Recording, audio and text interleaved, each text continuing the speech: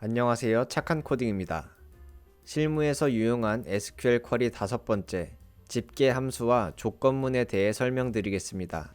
집계 함수란 여러 행의 데이터를 목적에 맞게 연산해 하나의 결과값으로 반환하는 함수를 의미합니다. 집계 함수 중 sum은 검색된 값들의 합을 리턴합니다. 조건문은 주어진 조건에 만족하는 경우에만 원하는 로직을 실행하는 문장입니다. MySQL은 if, 오라클에서는 디코드로 단일 조건문을 사용할 수 있습니다. if문이나 디코드 함수로 다중 조건문을 생성하려면 콜백 함수처럼 계단식 코드를 작성해야 하는데요. 케이스 when 문을 사용하면 여러 개의 조건문을 병렬로 가독성 있게 작성할 수 있습니다. 케이스 when 구문은 MySQL과 오라클에서 모두 사용할 수 있습니다.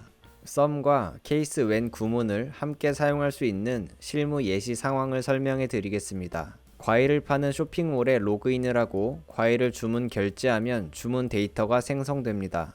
1번 ID, 상품명, 주문번호, 주문 상태 데이터가 하나의 테이블에 있다고 가정하겠습니다. 실제 운영되는 로직에서는 사용자 테이블, 상품 테이블, 주문 테이블이 각각 있고 상품을 구분할 때 상품명이 아닌 고유한 상품 코드를 사용합니다. 이해를 쉽게 하기 위해서 테이블 구조를 단순화한 것이니 테이블 구조보다는 SQL문 사용 방법에 집중해주세요. 2번 쇼핑몰 운영자가 한 아이디당 수박을 한 개씩만 주문 가능하도록 개발해달라고 요청을 합니다.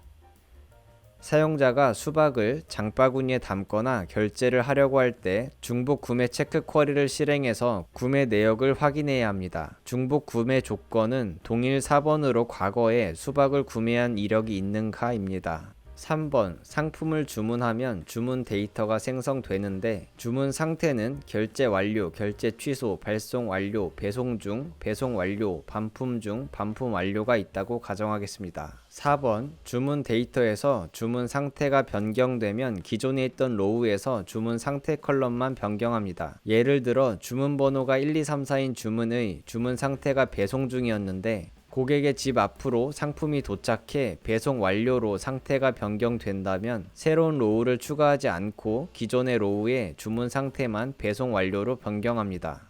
참고로 이렇게 주문 테이블의 상태 변화에 기존 로우를 수정하면 이전 주문 상태와 시간에 대한 기록이 사라지는데요. 그래서 보통은 로그 테이블을 하나 더 생성해서 상태가 변경될 때마다 변경 후 상태의 로우 값들을 복사해서 로그 테이블에 추가의 기록을 남깁니다.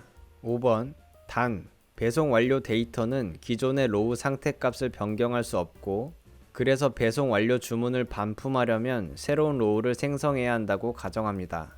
예를 들어 주문 번호가 1, 2, 3, 4, 주문 상태가 배송 완료했던 주문이 반품 완료되면 기존 주문 번호 1, 2, 3, 4로 로우를 하나 더 복사해 만들고 주문 상태만 반품 완료로 변경합니다.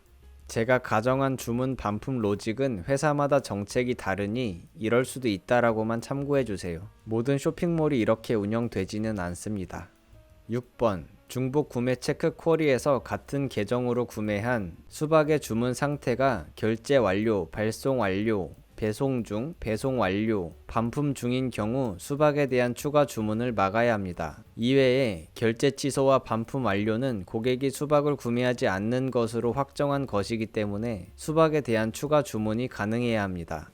7번 결제 취소는 기존 로우를 수정했기 때문에 웨어절에서 결제 취소인 경우 조회되지 않도록 조건을 추가하면 됩니다. 만약 반품 로직이 없다면 아래와 같이 카운트 함수만으로 간단하게 중복 구매 체크 쿼리를 작성할 수 있습니다.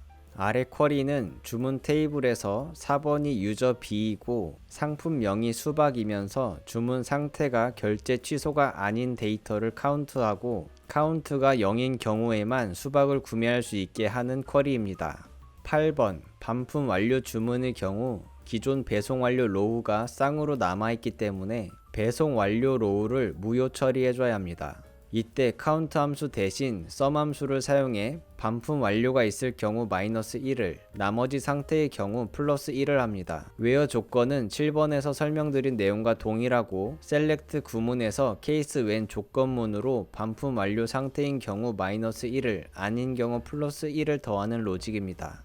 9번 이때 주의할 점은 count 함수는 로우가 조회되지 않으면 0을 반환하지만 sum 함수는 로우가 없으면 null을 반환합니다.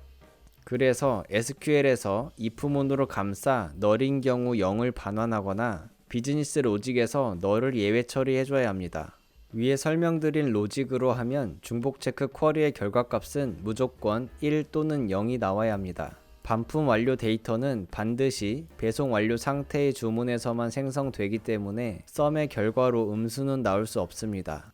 미리 생성해 놓은 MySQL 데이터로 쿼리를 조회해 보겠습니다. 유저 A는 수박을 배송 완료로 받고 반품까지 완료한 상태입니다. 유저 B는 수박을 결제 취소한 상태이고 유저 C는 결제 완료한 상태입니다. 유저 A를 count 함수로 조회하면 배송 완료, 반품 완료가 카운트돼서 2가 조회됩니다. 유저 B는 결제 취소 건만 있기 때문에 0이 조회됩니다.